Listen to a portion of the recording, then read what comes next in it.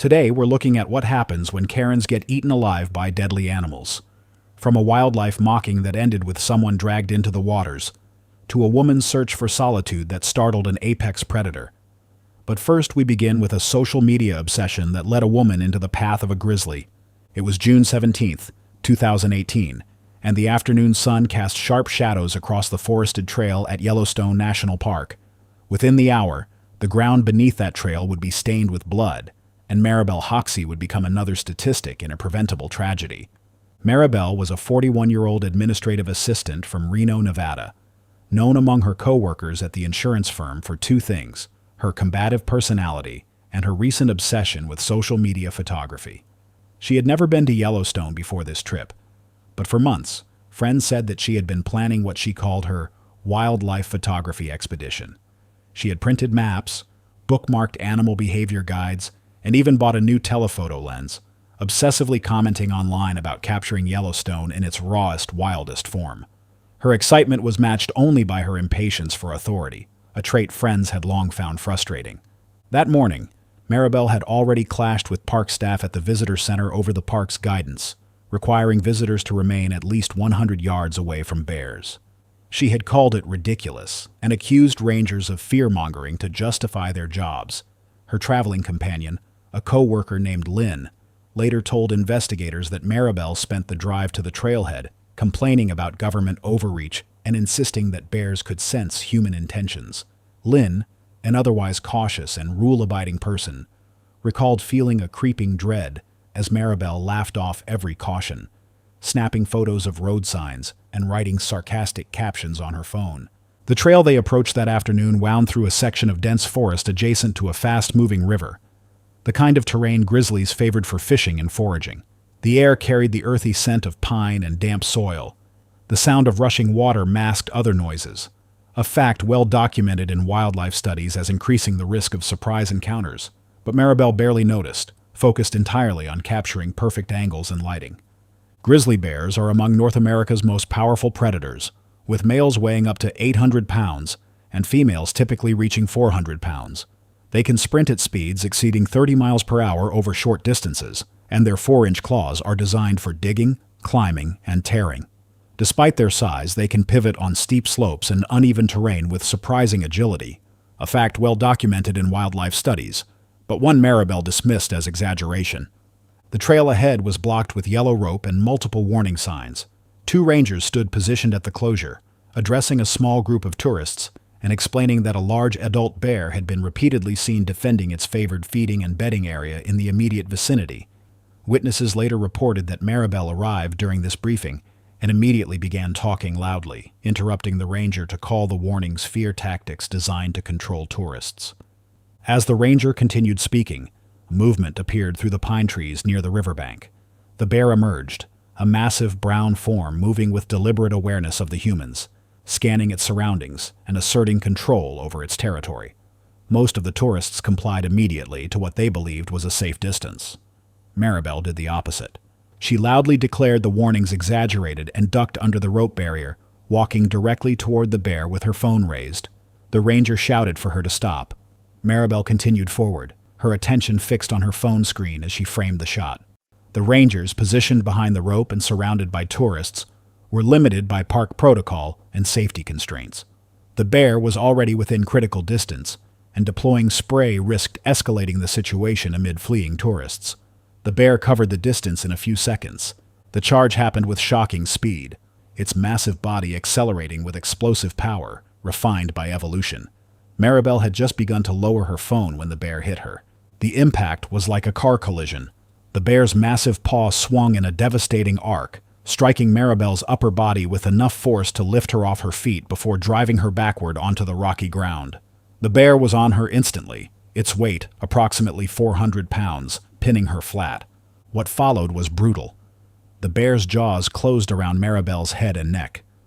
Blood spilled rapidly across the dirt and rocks as teeth punctured major blood vessels in Maribel's neck.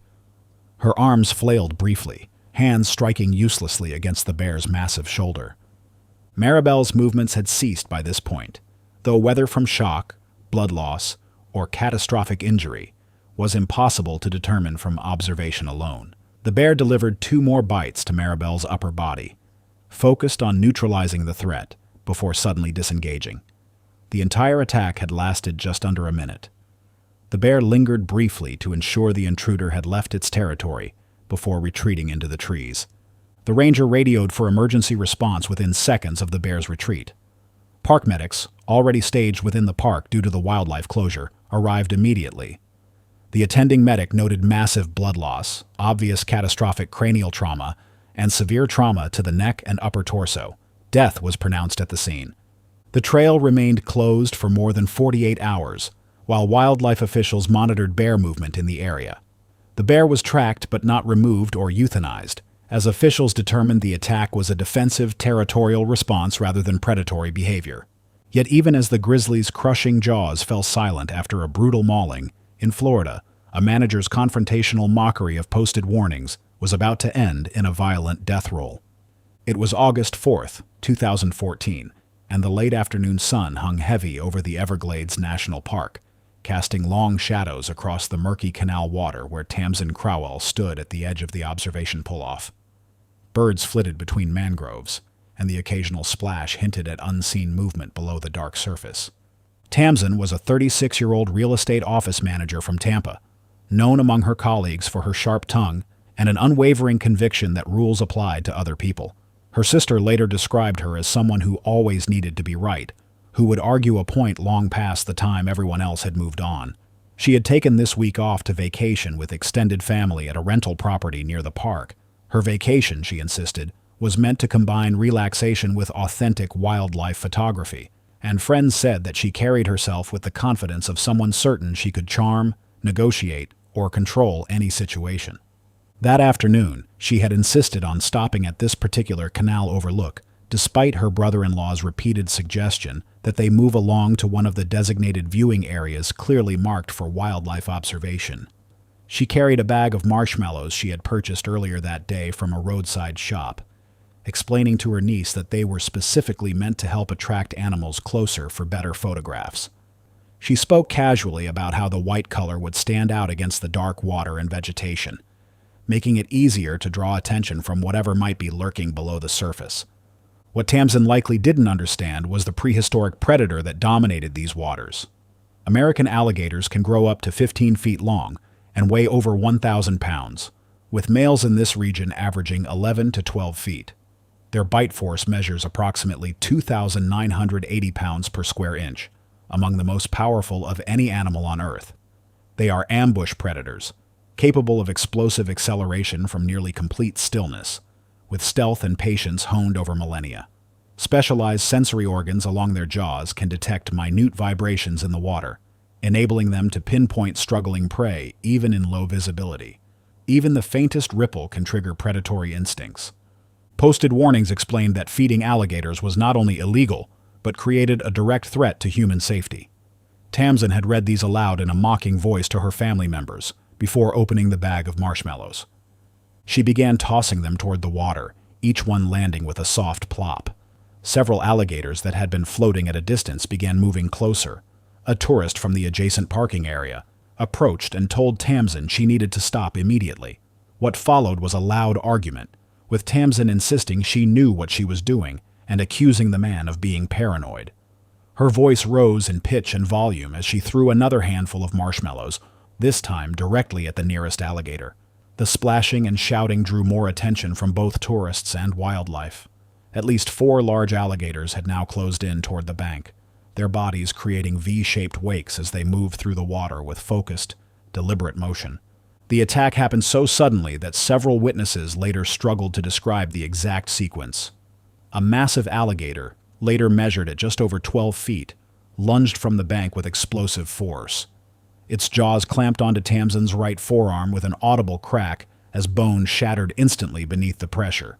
Tamsin's scream tore across the waterway, raw and piercing.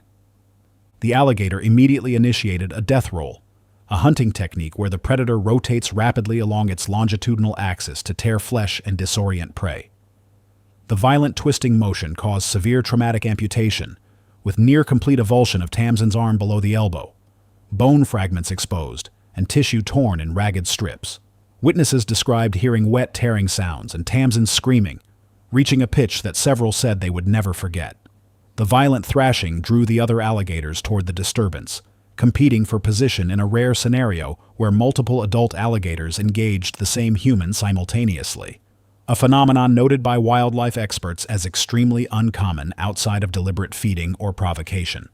Before anyone could react, the alligator dragged Tamsin into the canal. She went under briefly, then surfaced, her left arm flailing as she tried to grab onto the bank. A second alligator struck from her left side, its jaws closing around her ribcage. Tamsin's legs kicked violently above the water's surface for several seconds, her body jerking in different directions as more than one alligator maintained a grip during the struggle. The water churned violently, thick with sediment and blood. Witnesses could see Tamsin's body being pulled deeper, the thrashing growing weaker. Her head surfaced once more, her mouth open but producing no sound, before she went under again. The churning continued for nearly 20 seconds, then abruptly went still. Tamsin did not resurface. The entire attack, from initial strike to final submersion, a bystander had dialed 911 within seconds of the initial lunge. Park rangers arrived 14 minutes later, followed quickly by wildlife officers. The pull-off was immediately cleared and cordoned off as rangers separated witnesses and began collecting statements. Recovery divers located Tamsin's body nearly an hour later, approximately 200 yards downstream, a distance attributed to a slow current and the movement of multiple animals during the frenzied attack caught in submerged vegetation. The medical examiner's preliminary report indicated massive trauma to the right arm with severe traumatic amputation below the elbow, multiple rib fractures with puncture wounds consistent with alligator dentition, and drowning as the likely cause of death. The alligator responsible was trapped and euthanized within 24 hours. 3 other large alligators in the immediate area were also removed due to documented aggressive behavior toward the recovery team. Wildlife officials noted that the feeding behavior had clearly conditioned multiple animals to associate humans with food, creating an immediate danger that required removal rather than relocation. As Florida's canal waters closed over another tourist who believed warning signs were merely suggestions, in India, a woman would step out of her safari jeep mid-argument, directly into the strike zone of a Bengal tiger. It was November 9, 2017, and the morning sun had barely cleared the rocky outcrops of Ranthambore National Park, when Nalini Devkar's voice cut through the stillness of Zone 3, sharp and demanding, unaware that a large male tiger was already watching from cover. Nalini Devkar was a 52-year-old retired textile buyer from Pune, Maharashtra, who had built her career on intimidation and precision. Her former colleagues described her as brilliant at negotiations, but exhausting to work with, someone who berated subordinates over minor errors and treated service staff with open contempt. Her reputation for being relentless in arguments extended into her personal life. Family members recalled her insisting on controlling every detail, from meal choices to vacation itineraries. This was her second wildlife safari in 6 months, the first having disappointed her with what she described in online reviews as inadequate tiger sightings and incompetent guides. That morning, she had arrived at the safari assembly point 15 minutes late, berating her hotel driver for not driving fast enough. Her assigned safari guide, Rajesh Kumar, had worked in Ranthambore for 11 years and said that he recognized the type immediately, the guest who would complain regardless of what nature provided. During the mandatory safety briefing, Nalini had interrupted twice to ask when they would see tigers, visibly impatient, as Rajesh explained that guests must remain seated at all times, and that standing for extended periods or exiting the vehicle was strictly prohibited under Indian wildlife protection laws. Bengal tigers are among the largest predators on Earth, with males weighing between 400 and 520 pounds and measuring up to 9.5 feet in length. Their canine teeth extend over 3 inches, designed to secure the throat or crush the cervical spine of prey, delivering rapid death. Unlike lions that hunt in coordinated groups, tigers are solitary ambush predators, capable of exploding from cover at speeds reaching up to 35 miles per hour in short bursts. Their padded paws allow them to move almost silently through dense undergrowth, while powerful forelimbs enable them to pull down prey several times their own weight. A tiger's night vision is estimated to be up to 6 times better than a human's, giving it a decisive advantage during dawn and dusk when most attacks occur. They are patient hunters, masters of stealth and camouflage, capable of remaining motionless for hours before the tiniest movement triggers explosive pursuit. The morning safari had proceeded without incident for the first hour. 3 other jeeps were dispersed throughout Zone 3, all maintaining radio contact as they searched for signs of tiger activity. At approximately 8:20 a.m., Rajesh spotted fresh pug marks in the dirt track and slowed the vehicle, signaling to the other drivers. Within minutes, one of the other guides radioed that he had detected movement in a patch of dried grass roughly 50 feet from the trail. Rajesh maneuvered Nalini's jeep to a position offering a clear sightline while maintaining what he judged to be a safe distance. The other tourists in the jeep, a German couple and their adult son, later reported that the moment Rajesh stopped, Nalini began complaining loudly that he had chosen a poor angle. She stood up in her seat despite Rajesh's immediate verbal warning to sit down. Rajesh turned fully around in the driver's seat, speaking firmly that park regulations required all guests to remain seated. Nalini ignored him entirely, raising her camera and declaring that she hadn't paid for a safari to take pictures from a bad angle. Nalini climbed over the side of the jeep onto the ground. Rajesh started to rise from his seat, but she had already moved 3 steps from the vehicle. The tiger, a fully grown male, had been concealed in grass less than 45 feet away. One moment there was only grass. The next, a massive striped shape was airborne. T-72 covered the distance in approximately 2 seconds, moving with such explosive speed that Nalini never turned to face him.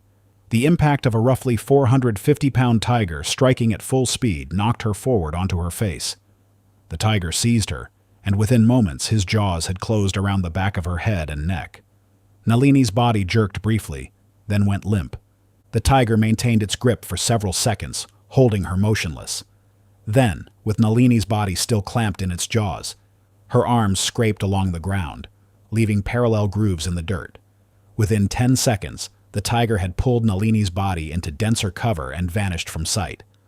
Rajesh immediately radioed park control, while the driver of the second jeep, positioned about 75 feet away and carrying 4 Indian tourists, made a parallel emergency call. Park protocol required that all vehicles remain stationary and that no one attempt to approach. Forest officials and a veterinary team arrived 12 minutes later in a specially equipped response vehicle. They located Nalini's body a short distance from the attack site, partially concealed beneath a fallen tree. A senior forest official confirmed death at the scene from catastrophic neck trauma and associated injuries consistent with a large predator bite, indicating death had occurred almost immediately. Ranthambhore's administration conducted a formal inquiry and ruled the incident as human error, resulting from willful violation of safety regulations. The animal was subsequently monitored through routine tracking protocols, but no punitive action was taken against it, as authorities determined there was no evidence of abnormal or aggressive behavior beyond a typical response to close human presence. Nalini's remains were returned to her family in Pune after standard procedural examinations were completed. The transfer was handled quietly and without public announcement, in accordance with the family's wishes. A small funeral was later held in a private setting, attended only by close relatives and friends, with no media coverage requested or permitted. The Bengal tiger ended an argument that had cost a woman's life. And in Nicaragua, a restaurant supervisor stood in the shallows of a lake, dismissing fishermen's frantic warnings. It was April 22, 2015, the afternoon sun blazing over Lake Nicaragua's southern shore, when Isolde Vaughn waded into the water. The lake stretched vast and deceptively calm, a glassy surface reflecting the sun, its depths hiding a predator that most people assumed belonged only to the ocean. Isolde was a 39-year-old restaurant supervisor from Leon, managing a popular seafood establishment known for its strict standards and efficient service. Her co-workers described her as confident to the point of stubbornness, someone who made decisions quickly and rarely second-guessed herself. Her ex-husband had often complained that she never listened to anyone's concerns, dismissing worries as unnecessary drama. That Sunday, Isolde had driven her 2 children to Lake Nicaragua for a family outing. She chose a public access point popular with locals. Isolde had visited this same beach twice before without incident. Lake Nicaragua is one of the only freshwater bodies in the world that hosts bull sharks. These adaptable predators, capable of growing up to 10 feet long and weighing over 450 pounds, possess specialized kidneys that allow them to regulate salt retention, enabling them to thrive in both ocean and freshwater environments. Bull sharks are considered among the most dangerous shark species due to their aggressive reputation and tendency to inhabit shallow waters where humans swim. They are ambush predators, patient and opportunistic, capable of explosive strikes from nearly unseen positions beneath murky water. The afternoon had started pleasantly enough. Isolde spread a blanket on the sand while her children played at the water's edge, splashing in the shallows. Several fishermen worked nearby, mending nets and preparing lines. When Isolde announced her intention to swim out to cool off, one of the older fishermen called out a warning. He gestured toward the deeper water, shaking his head firmly and pointing to a faded sign posted near the beach that cautioned swimmers about dangerous wildlife. Isolde, visibly irritated, argued people swam here all the time and pointed to the calm water as proof. The fisherman persisted, warning of a large shark seen near the boats, and another joined in, gesturing urgently. Annoyed, Isolde told her children she'd be right back and waded into the lake, ignoring their cries as the water reached mid-thigh. She had been in the water for less than 2 minutes when the attack occurred. The bull shark struck from her left side with tremendous force, delivering a single, sudden bite to her hip and upper thigh, slamming into her and knocking her sideways. The impact alone was enough to cause severe blunt trauma. The shark's jaws closed around the upper leg and pelvic area, the serrated teeth designed for gripping and tearing rather than clean cuts. Isolde screamed, a sound the fishermen would later describe as something they'd never forget. The shark delivered a powerful lateral thrash, using its body mass to inflict catastrophic vascular injury. The water around her turned dark almost instantly, blood dispersing rapidly through the disturbed shallows. The shark released her after the initial strike and disappeared beneath the surface. Isolde, in shock and suffering massive arterial bleeding, turned toward shore. Her children's screams joined with the shouts of fishermen who were now scanning the water before rushing forward. The wound to her upper leg and lower torso was devastating, a massive open injury that resulted in uncontrolled blood loss. Isolde managed only a few unsteady steps toward shore before her legs gave out. She fell forward into the knee-deep water, her arms flailing weakly. The fishermen reached her within seconds, 2 men grabbing her under the arms and dragging her toward the beach. Her body left a streak of red across the sand as they pulled her above the waterline. Within several minutes of the attack, Isolde lost consciousness from blood loss, caused by rupture of a major blood vessel. Her skin had turned gray, her breathing shallow and irregular. One of the fishermen ran to a nearby shop to call for an ambulance, while others formed a barrier to prevent the traumatized children from getting closer to their dying mother. The ambulance arrived over 20 minutes after the emergency call, navigating the rough access road to the beach. Paramedics found Isolde unconscious with no detectable pulse. They attempted resuscitation during transport to the nearest clinic, but she was pronounced dead within minutes of arrival. The attending physician noted massive blood loss consistent with femoral artery rupture, severe soft tissue destruction, and internal injuries consistent with a large predatory animal attack. Authorities temporarily closed the beach. The fishermen's warnings were recorded in police reports detailing Isolde's refusal to heed multiple cautions. Her children went to relatives in Leon. The shark was never found, though crews remained cautious for weeks. However, even as the bull shark's victim was pulled from bloodied shallows, a wellness retreat coordinator in India was about to learn that the solitude she so aggressively sought would come with claws and teeth. It was February 3rd, 2018, and the dry season had turned the forest fringe of Ranthambore into a maze of brittle undergrowth and sun-bleached earth.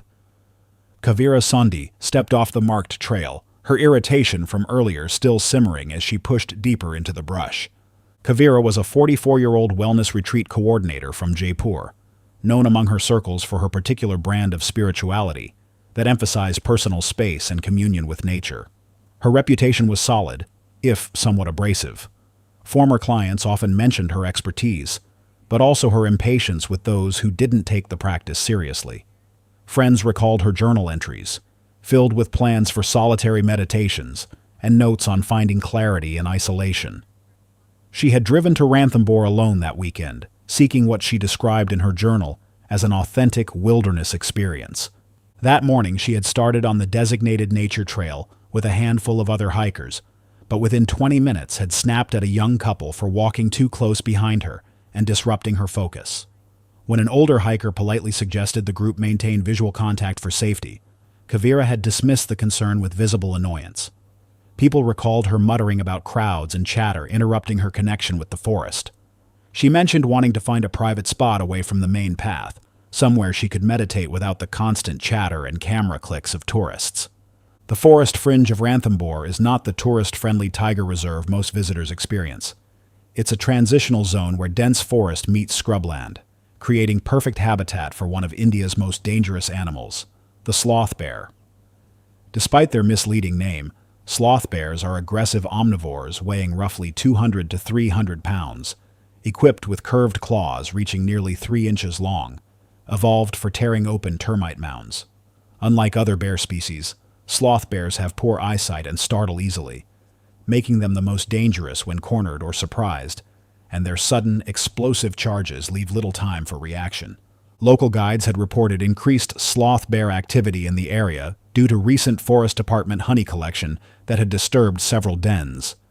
Kavira had presented her ID and safari permit at the buffer checkpoint but had not stayed with the group, and people said she had barely glanced at the warning board, more focused on escaping the crowd than on the explicit dangers outlined there.